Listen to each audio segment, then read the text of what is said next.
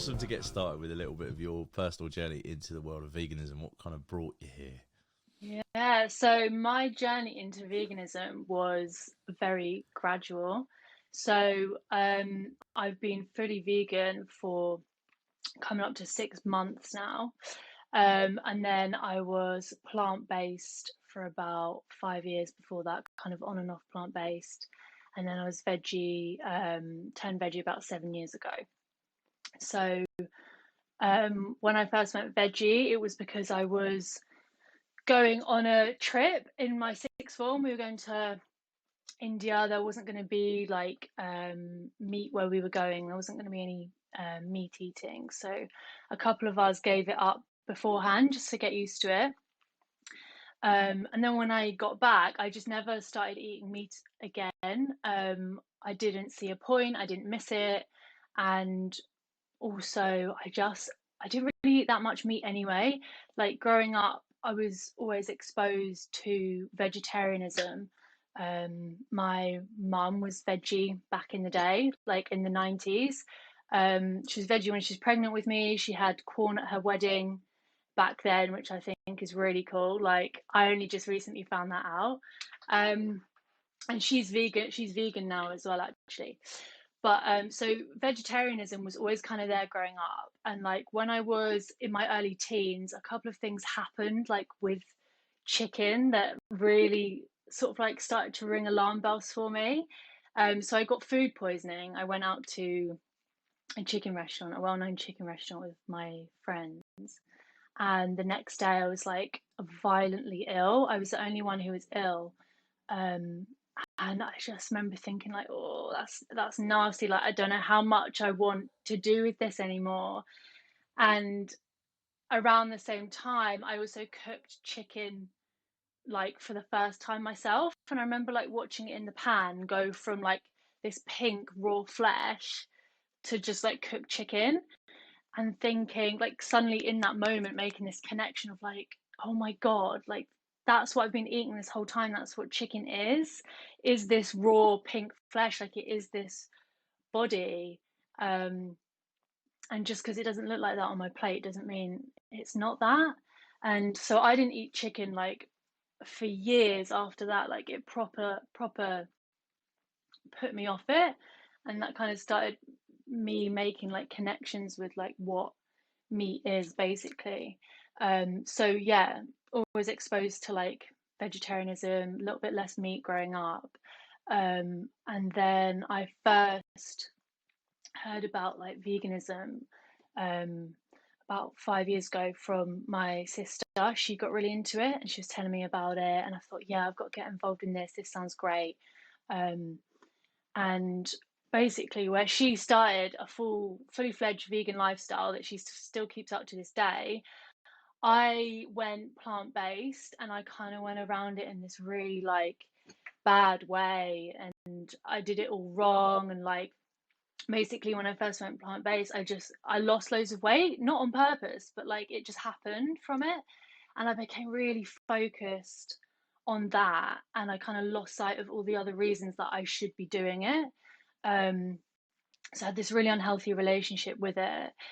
And also around the same time when I was trying to go plant-based and do it properly, I was dating a farmer. I was in a relationship with a farmer. Um, and like a couple of things happened there that just really like, oh, it just really made me think this isn't right.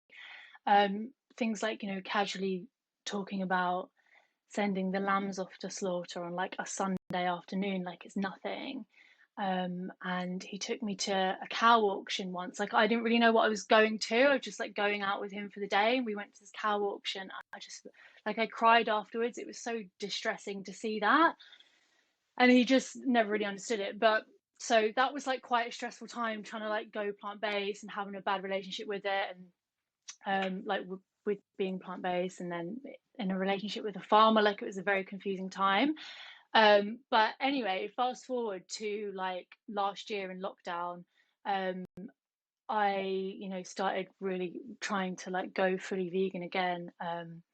So I was living with my sister in Manchester. We had a flat together. So I was like fully around like a vegan all the time in lockdown. And I also joined a feminist slash human rights cause called Our Streets Now. You can check them out on Instagram. So it's like the campaign to end public street harassment. So I was getting really involved in like veganism again and feminism, and then I was reading around like ecofeminism and environmental racism, environmental inequalities, and just got really down that route again. And finally took the step up to, you know, say I'm going to be vegan and I'm not going to fall off the wagon again, and I need to do this. So very gradual journey, but I got there in the end, basically.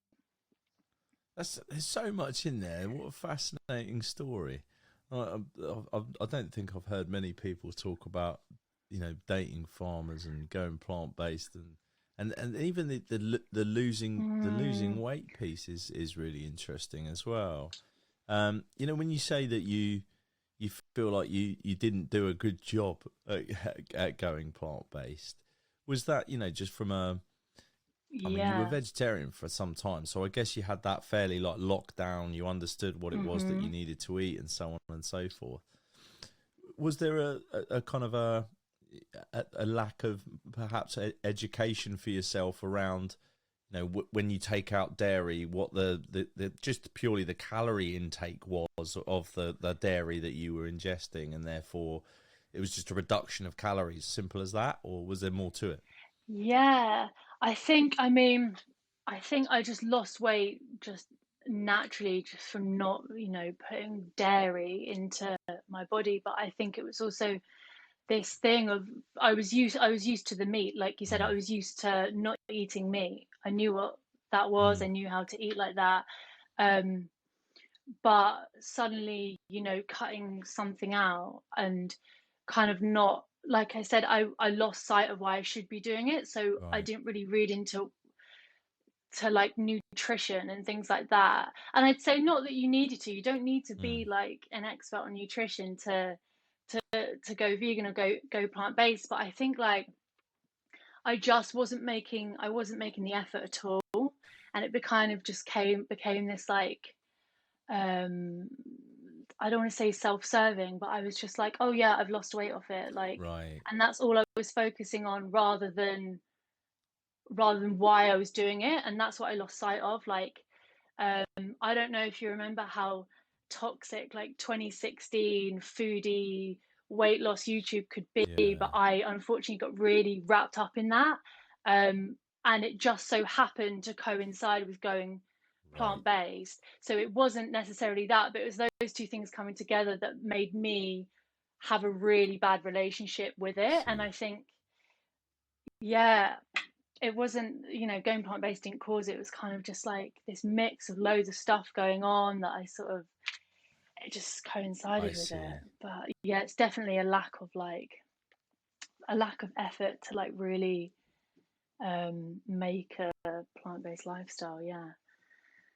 So it sort of almost felt like veganism became, or at least plant-based diets at the time, became the scapegoat for how you were feeling about this kind of relationship, like you say, with YouTubers and so on. So this diet Yeah. culture, Yeah. and plant-based diet became the scapegoat for it. It's like it's that it's that was the problem.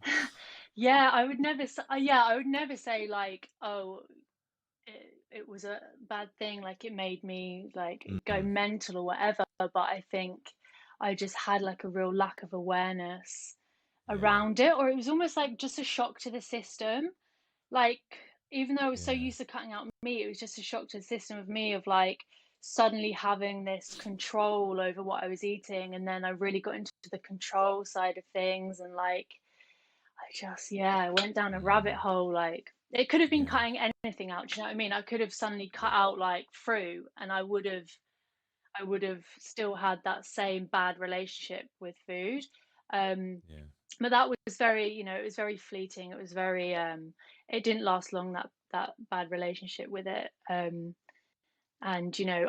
I've grown from that, and now I know like how to do it healthily, properly, how to have a good relationship with it. and yeah, things like that basically. And I think one thing that really helps is knowing, like, what I said to myself was like, it should never have been an option in the first place. Like, yes, I'm cutting out food, I'm cutting out cheese, but I'm not, because it should never have been an option in the first place for me to cut out. So I'm not cutting it out, I'm just choosing to Yeah. basically eat a food I shouldn't have been eating in the first place. But yeah, I think it can be complicated for people who like stress over food and stress over things like that, for sure. But what, like I say, what helped me was that dairy isn't a food. You know, I had to tell myself that it's Yeah. not a food. It's like going, oh, I've cut soil out of my diet. Like, it shouldn't have been in your diet in the first place. That's what I had to like tell myself anyway. That's such a fantastic way of putting it. I think actually is to think about it like that. It's not a food Yeah. source. It's the secretions of a of a living being. It was never designed to be food, Yeah, and nor are the body exactly. parts of a living being. So yeah, it's a great way to put Exactly. it. You're not depriving yourself; it's just stopping eating it. Yeah. Yeah. Yeah, exactly. Because I think as soon it's like anything, as soon as you tell yourself you can't have something, like you kind of want it more, or you kind of you've Mm. developed something quite like toxic in your head, so you have to completely rethink it, to think like, it's not that I can't have it, it's that XYZ, or something like that. Yeah, it's definitely a great perspective on it.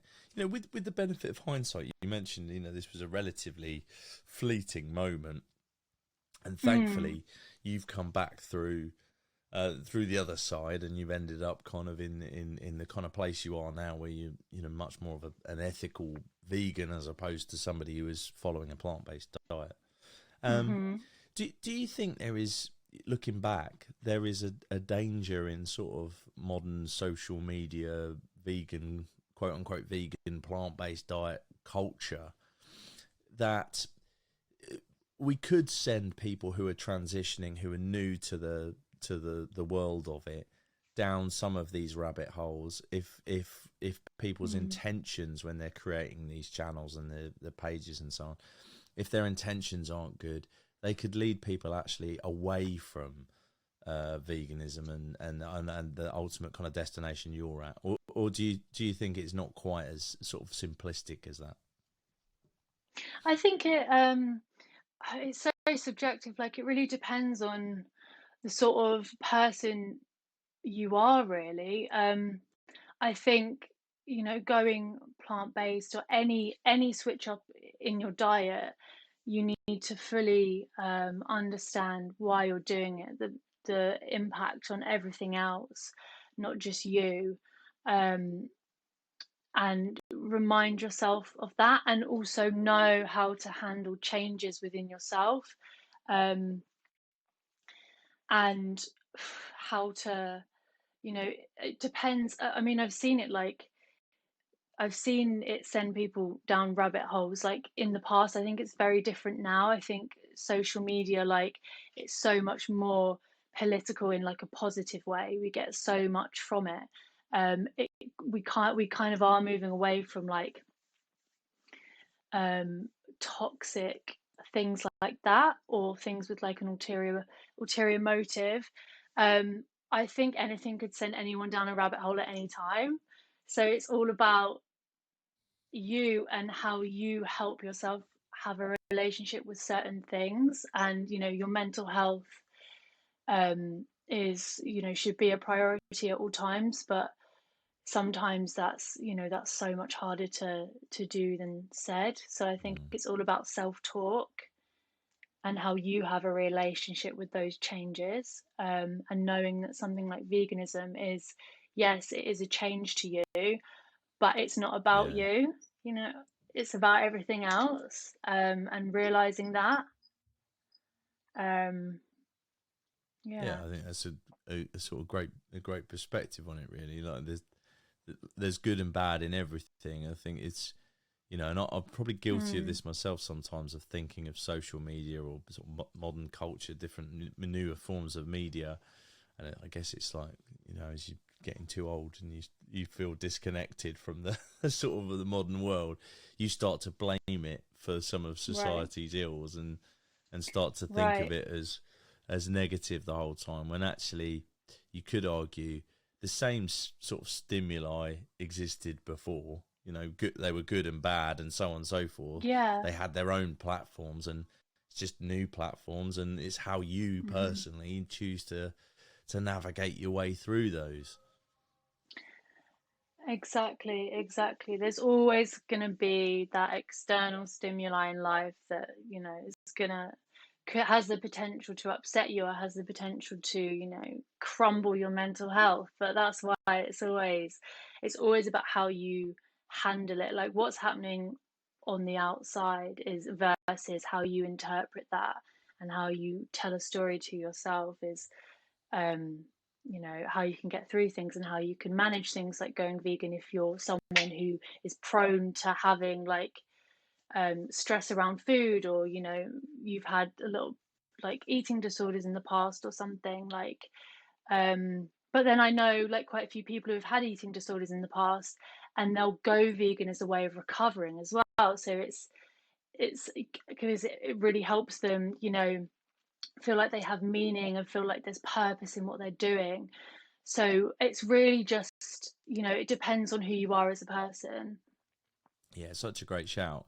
We can often focus on the negatives, but as you said that, my mind instantly went to a former guest actually called Sophia Ellis, who's a world champion powerlifter now, but as well documented and been very open about the challenges that she had from an eating disorder perspective, and triggered by some of the tragedies in her younger life and so on. Yeah. And veganism was actually an incredible support to her, really, and helped her move through that to the place where she's at now, where she's not only physically, obviously, she's a world champion powerlifter, she's physically very strong, but I think mentally is in a very different place too, and has become, for me, just a real source of inspiration of, what the human mind can overcome, and how people can thrive through adversity. So yeah, I think you sort of spot on. It's easy to make like modern culture as the big evil.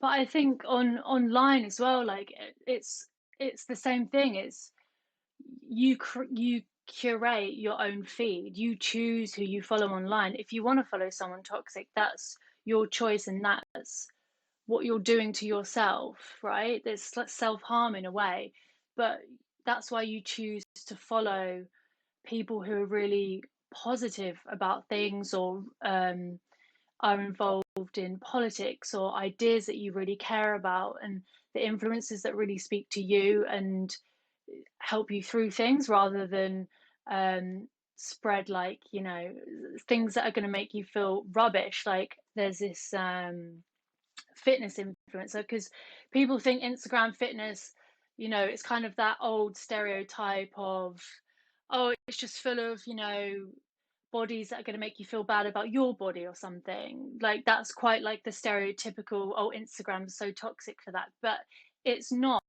It's how about you interpret it. Like, yeah, there's loads of people posing in whatever ways on Instagram, but if you're going to be triggered by that, you're going to be triggered by that by someone walking down the street. Like, social media has got nothing to do with it. That's about how you feel as a person, and that's why you have to follow people online. Like there's this girl called Lucy Mountain, who has like a no bullshit. Yeah, I you don't know can if I can swear swear. as No much as you bullshit. like. Yeah, so her fitness is no bullshit fitness, basically, and it's not about losing weight. It's not about necessarily pushing yourself. It's just about enjoying moving and what that means to you. So, and she talks about food and how there's all this rubbish around what you should eat, what you shouldn't eat, that sort of thing. So social media is just real life, but more condensed. If you're choosing to consume unhelpful things, then that's your choice, but you can lift yourself out of that and choose to consume stuff that's going to help you as a person and help the world, and you know. On that note, I'd love to get your perspective on something. It's sort of popped into my head as a thought, and as I'm describing it, I will try and turn it into a articulate question. Okay. So forgive me in advance for Yeah. feeling my way through this thought. So I'm sort of I'm thinking out loud here, but as somebody who perhaps didn't grow up with social media came along much later. Like I was pretty much through uni. I think 2006 was my last year of uni, and was when Facebook was kind of like Yeah. there was people starting to say, oh, there's this thing called Facebook, you should get on it, and I was like, no, you don't need to do that. And then I ended up getting on it to organise a football team that I was involved in, and then years later I was on it, and now I'm not on it at all. Mhm. Facebook specifically, I just don't like it, but still, I didn't grow up with it. It didn't exist. That was the point. I think MySpace, just to date me, MySpace was kind of a thing, and then that just sort of disappeared. But I would say I'm not. I wasn't a digital native, if you Mhm. like, or at least a social media native. I didn't grow up with understanding the language, understanding that you would need to, it might sound obvious, but how to curate your experience on these things. And so I find myself even now going down, like, to the point we were just talking about, going down rabbit holes, responding to clickbait, not necessarily like responding in terms of comments, but like reacting to it in terms of being angered by something I see, and then you see more of it, and so on and so forth, and it seems to be all you notice, and it leaves you with a negative feeling. And the way you described that there, it sounds more almost if not the opposite experience, somebody who's much more savvy. Shall I put it that way? Somebody Right. Yeah. who's figured out what it is, sees it for what it is, and understands how to curate their experience. Mhm. Do you think that is just the march of time? People are becoming more savvy, or do you think that is something that still actively needs to be almost taught to younger generations of how to live in this world? Mhm. Is Yeah, I think. if that's a sense a question that makes sense. Yeah, no, I know what you mean. I think it's something everyone constantly has to remind themselves of. Like, you can be taught it once and still fall off a little bit, or still have like a really low day and go and look at maybe some like accounts that you used to follow, or look at something that isn't going to make you feel good, and you just kind of fall off it. I think it's something we all have to teach ourselves constantly as we go. I think, especially younger people, they're so like technically, like technology is kind of so like ingrained into them. Like it's such an extension of them, um, rather than just this separate thing. Like there was this, I can't remember who said it, but I heard someone say once, like, people used to go on the internet to escape real life, and now people go into real life to escape the internet. It's really flipped. So I think especially like people are on their phones like 12 hours a day. I mean, sometimes that's necessary because of just the days you have, right? Like for work. But if you're just aimlessly scrolling, but it's making you feel rubbish, like you need to constantly remind yourself, what am I achieving here? Is this making me feel bad about myself? Has this actually been productive? I think it's something we all have to constantly think about. And another thing about being online, though, like you said, seeing content that makes you feel uncomfortable or horrible can actually, I guess, incite action. Mm. Like, think about veganism online, right? And social media. It's so important for veganism, because we're literally talking amongst ourselves and spreading the word and meeting people, and seeing content. Like, if I'm not going to go to a slaughterhouse. I've never casually walked past a slaughterhouse and thought, oh, what's that? Oh, that's how we get meat on the tables, right? But because of that footage online, as uncomfortable and gory and haunting as it is, so many people out there have turned vegan because of it. You know, so it's treading that fine line of, we have to almost spread things like that in a way to really get the message through, but also it's so nasty and so horrible. Like, do we need to spread that? So sometimes seeing things and making you feel horrible, that's all it does. And sometimes you see things, it makes horrible, but it incites action, and it incites something better, like veganism.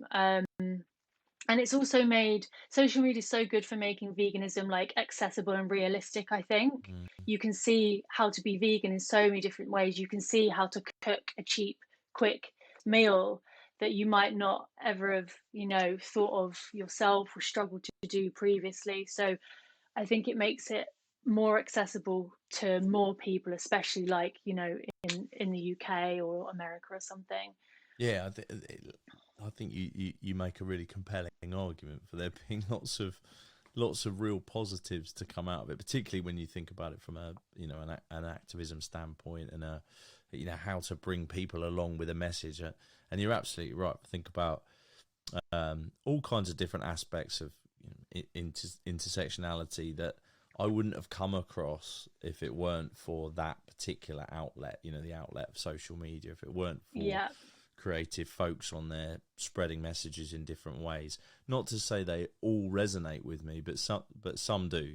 And when they do, that it does tend to instill action. Although I do sometimes sort of try and caveat this in my mind with, like, yes, it shapes the way I think, but does it change what I do in the real world, if you see what I mean? Like, yes, veganism is a great example where it actively does, but I sometimes worry that we share, whatever, and feel like we've done our bit for a cause. Do you know what I mean? Yeah. I don't know if you sort of share that sentiment, but you pop something in your story and you think, well, that's my bit done for today, and day's actually, done. I sometimes sort of, is that actually valuable? Maybe it is. Maybe someone's seen it and it's triggered something in them. But I sometimes can't help but think if I got involved in something grassroots, local, that had an impact, whether it be some kind of outreach or something in that way, would that actually be more effective? But I think you can argue the toss both ways. I don't know I've ever come down in the right place on what's good and what's bad. I know. I think it's so hard. You never want to do the wrong thing. You never want to be unhelpful. You want to make sure you are making a difference. I think there is a difference though in, some people will post things and think, just do it out of a place of performative action, like the Black Lives Matter movement last year and the Black Squares. That was a massive example, and a huge conversation was around that of, you wanted to do it to show support, but you also, a lot of people were doing it just as the only thing they did, right? And I think a lot of people didn't know how to navigate that, and it really started a conversation about like performative activism. And are you actually involved in what you're talking about? Are you reading about things? Are you signing petitions? Are you getting out? Are you speaking to people? So I think you have to reflect what you believe in the real world as much as possible. But social media is also a great tool for spreading that word. Like, think about how many things you wouldn't have heard of if you unless it was for social media. So it's totally about having a balance, I think, but making sure that you do take action in the real world. Thinking about, and I do want to get onto Grazer at some point.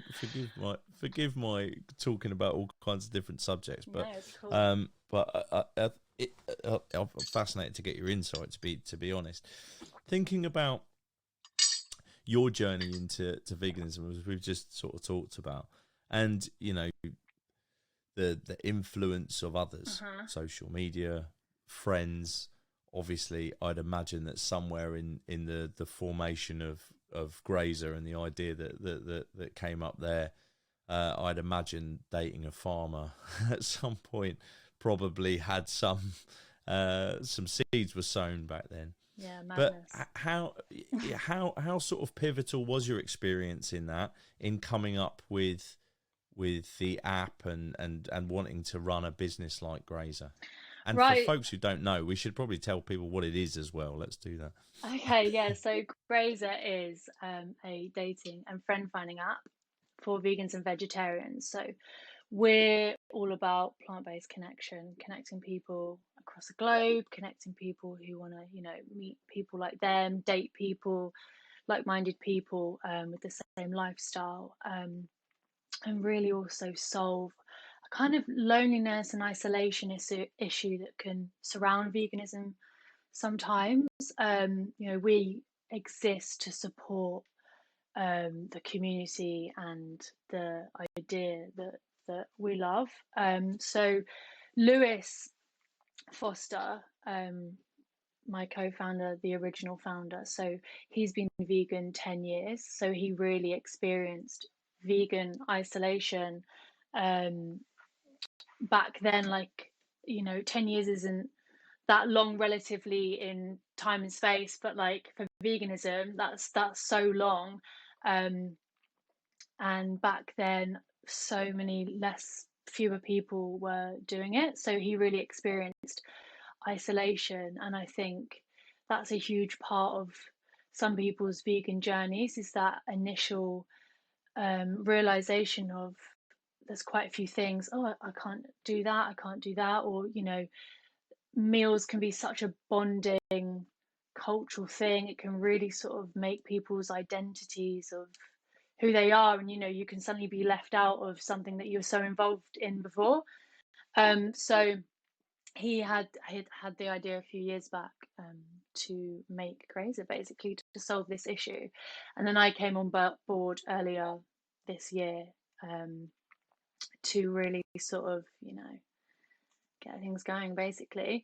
But yeah, so it was really an opportunity for me to take a leap and a step up and really work with something I fully believe in, and align with as well.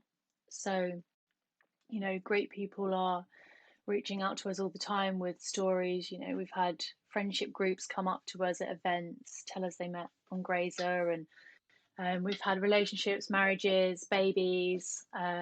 So yeah, fully little Grazer um, enterprise going on. But yeah. It's pretty incredible, amazing kind of concept. And like was from your personal experience, did if you think back, and then probably to, like I say, dating a farmer, being vegetarian, getting to where Right. you are Yeah. now, Mm-hmm. would a resource like Grazer be sort of invaluable? If you think about would you have ever, being vegan, dated somebody who had such a polar opposite viewpoint? I Yeah. guess you probably wouldn't have, but No, so it was the relationship I was in at the time with the farmer. It was a massive issue. Like, it was part of the reason that, like, I couldn't do it anymore, because it was this massive polarizing thing. It wasn't, that was when I really realized this isn't just a diet. This isn't just a plant-based diet. This is like a full system of beliefs that really impact your day-to-day decisions and how you feel about life and beings and the earth. So that's why, since I first met Lewis, I I fully understood it. As soon mm, as I found out about Grazer and what he was doing, I got it. That's why I wanted to come on board, because I've been in those situations where it's such a point of friction mm, in a relationship. Um, And I think it depends on the other person, because you can be in a relationship, like I was previously in with someone who wasn't vegan but ate vegan 95% of the Yeah. time just because of the people he was around. And I think, but he was, a carnivore, like he ate meat, an omnivore, whatever you want to Yeah. call it. So I think, I think I can handle things like that. It really depends. But it's when it's a complete lack of Yeah. willingness to even understand why the other person believes what they believe and is trying to do what they're trying to do. That's when it can really cause friction. Obviously, that's different for different people, like you said, about it. So some people definitely would never even consider dating someone who wasn't vegan, right? So it depends on who you are and what you want. But I think for me, it's just a lack of willingness to even Yeah. try and understand why you're vegan. Yeah. I mean, But yeah, I think if I was, we talked about before recording it, I'm sort of fortunate enough, I guess, to have met my partner yeah, prior to sort of online dating and apps and so on being a thing. So it was like a physical meeting and so on and so forth. But mm-hmm. if I was ever in that situation, again, where I was perhaps looking for a partner and actually even just looking for Yeah, friends, if I think back up the first year of being vegan, and part of the reason actually I started this podcast, and maybe it's not practical for everybody to start a podcast, but was because I didn't know anyone. The first year I probably mm-hmm. spent, my wife and I obviously were, we were both vegan, but we were the only vegans we knew. Yeah, So, yeah, so it did feel alienating. And funny enough, we were having this conversation with a friend of ours who recently transitioned to becoming vegan, and she sort of reached out to say, how do you navigate friendship groups? Because I suddenly don't feel connected to people I felt connected with for years, because there is this big, elephant in the room that our ethics mm-hmm. don't align anymore. That we fundamentally Yeah. disagree. And she was like, I know it's there. I don't even think they're thinking about it, but I know it's there and I can't get away from it.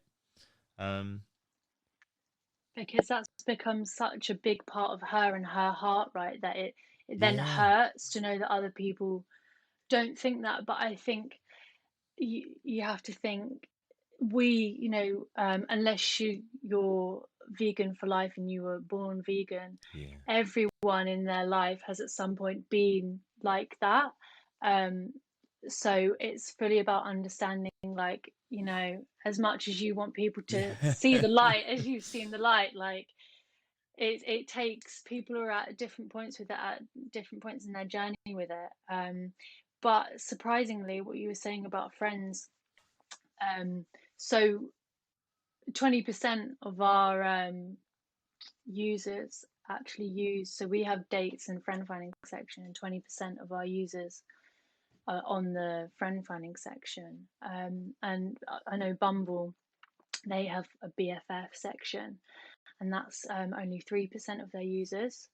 So this comparison to us really shows that people need that support, right? And I think, going back to the social media point as well, is people just want Yeah, to connect with vegans. They don't, you could be in London, there could be a someone you connect with up in Manchester, but you could talk online about veganism and your own experiences and your own advice, and that could be almost like a little vegan friend that you might only see a couple times a year, but it could really help with the support. So I think the fact that so many of our users use the friend finding section really shows us that people just need that connection, romantic or platonic or whatever they're after. that's a fascinating stat. That really is, because Mm, it does say something, doesn't it, about the community, about yeah, the fact that there's 1% of us. Ultimately, there's only 1% of us. Most of us, like you said, we live in an omnivorous world. We live with social groups. I mean, even if you took the view, as we were just sort of saying, even if you took the view, I'm not going to have any friends who aren't vegan. The chances Yeah. are you're probably half your family, if not most of them, are not vegan. So you're always you kind of can't. I don't think you can live in a bubble. You can't create that bubble for yourself. No. But with that comes a sense of, like we were talking about with our friends, a sense of disconnection. And so to be able to go somewhere and find a group, create a connection with someone, I think could be invaluable, you know. And before speaking to you, and before hearing that stat, I think I thought about it from a dating angle and thought about it. Yeah, it's incredible idea for people who are in that space. Maybe that's not me. Hopefully won't be. You know, I'm in a lucky enough to be in an amazing relationship and so on and so forth. But yeah, actually, I think it's way beyond that. I think that's amazing to think about the friendship aspect and how many folks are on there for that reason, and so unique. Yeah, I think especially as it's a space, because everyone's at least vegetarian on there, right? Like vegan, plant-based, veggie. I think it's a space where you don't have to explain Yeah. yourself. People get it. You don't have to answer silly questions and about protein, all those cliches about things like that. So it's really a space where people know that they're not going to get any sort of comments that they don't want to get in that sense, because for like dating, so we see stuff on profiles like don't date me if you're vegan, things like that. And I know a couple of friends have one of my friends is vegan, and she was seeing a guy for a while and they really got on, and he said, oh, you're perfect, well, there's got to be something wrong with you, you're not vegan, are you? Like that. And she was vegan, and they never saw each other again. So it can be a real point for some people. They don't want to date a vegan, but then similarly, a lot of vegans want to go out with someone who's vegan or veggie. So there's this kind of like polarization. The yeah. How quickly is it taken hold? How long's Grazer been out? So it's been out since 2017. Yeah. And we've got users since the start. We've got them all over the world. And it paused for a while, but it's back with a bang, basically.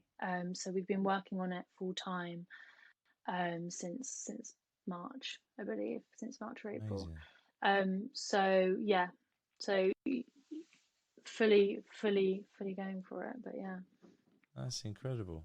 Have you seen an uptick in users since lockdown? I'm just intrigued as to whether, you know, either people being in a reflective mode, yeah, you know, or people just having more time, or even like even things like you know, I sometimes think that there's a trajectory that sort of speeds, you know, the speed of veganism kind of accelerates. You know, shortly after, you know, a big moment, a big zeitgeist, you know, Seaspiracy, Cowspiracy, Game Changers. These moments have these little upticks in veganism. Do you see that kind of thing? And has the pandemic been one? Yeah, we do see things like that. We see trends like that. Pandemic absolutely was one, and that's just because, like you say, people are just on their phones more, and people were more likely to just download apps just to see what they were saying, basically. So yeah, last year we saw that, and things like, to be honest, we've not looked at like around the Seaspiracy time, but since, it is growing, and I think a lot of that is to do with the fact that veganism is growing. Of course, like we get a lot of people find the app sort of organically because they're looking for it anyway. Right. A lot of the people we speak to say, um, they really need an app like this, which is great to hear. We regularly hear from people that sort of tell us their own experience on the app, which is amazing. We can see like our work in the flesh, hear about people's like love stories, and see little babies come out of Grazer, which is crazy. But yeah, we definitely see things like that. Yeah, it's pretty amazing as a concept. Thinking of like, and I appreciate you've been on board what, a year, and obviously Lewis has been there a little bit longer, but you've both sort of co-founded this idea together.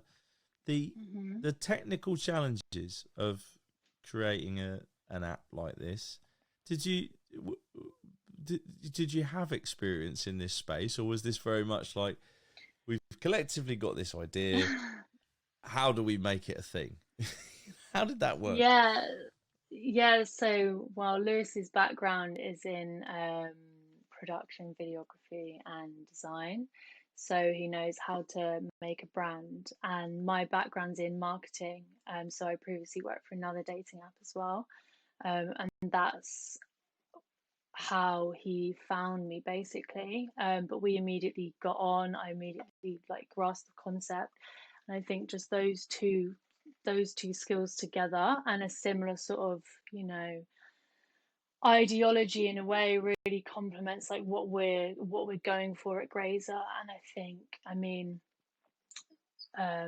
some of it's what we need basically for people like us and our friends. Like, I know sort of we want to get past like this old fashioned veggie stereotype, and we really want to make something. Well, we are making something for like people like us basically.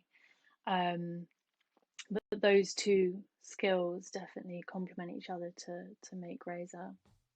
Yeah, I wouldn't even know where to start, to be honest. I think we've all thought of an idea at some point, in the Yeah. late at night, of an app that will change the world. But actually creating one is another thing. So my hat is off to you.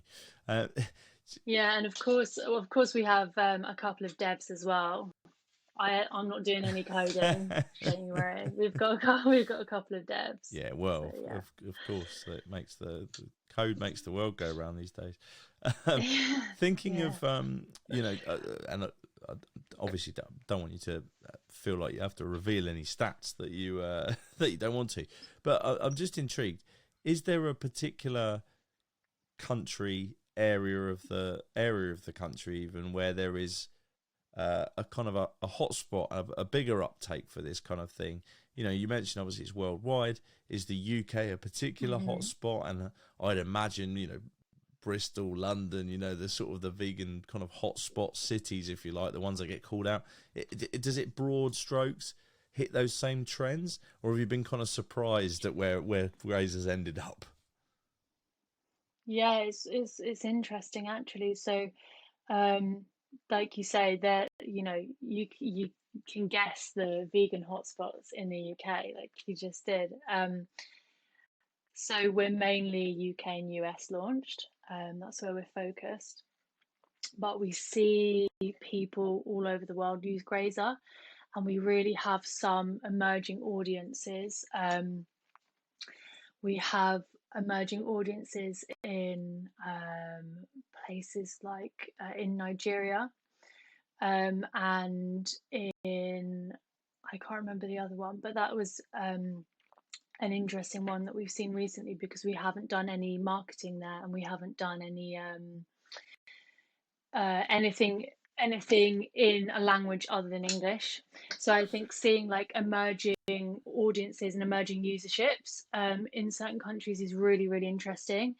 And speaking to people there as well, and is also fascinating to know what sort of impact an app is having, sort of in their life and in their It's just happiness. amazing thinking about it. Sort of the idea must be so kind of gratifying. This idea is sort of spreading throughout the world, and you Hmm. seeing it rise in different places at different times. It must be amazing. Yeah, yeah, it's great, you know, having an impact on people in like on an individual level, but also that have this collective belief is great. Yeah, 100%, 100%.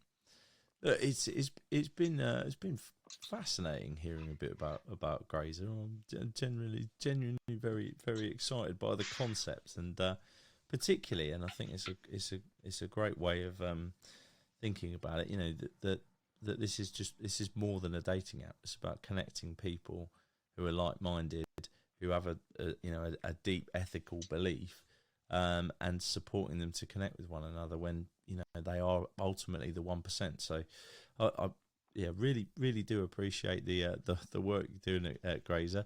Can you just give us a little bit of a where to find Grazer? I imagine it's obviously the app stores, etc. But it'd be good for folks who want to find out a little bit more where to connect with you all. Yeah, of course. So you can download Grazer on iOS and Android. Just type Grazer into the search bar, and then you can follow us on social media. So we're Grazer app on Instagram and Twitter, and we're Grazer on LinkedIn if that's something that floats your boat. So yeah, Grazer app. That's how you can find us or connect with me and Lewis on LinkedIn. Amazing. Well, thanks so much, Charlotte. It's Yeah, been an thank you absolute so much pleasure. for having me. It's been great speaking to you. There'll be links in the show notes as well for folks. So Fab. if you do want to check it out, then click one of those after you finish listening, and away you go.